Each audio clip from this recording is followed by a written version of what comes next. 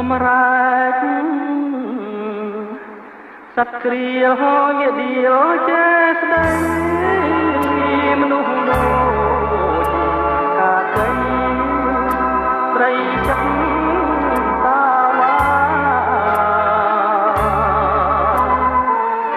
ចិត្តរស់ដូចព្រានស្រែកលៀនតនណារូបដូចទេវតាញាយដូចឈ្មោះស្ដាប់ចុះភ្លេងខ្មែរលបជេស្រីចា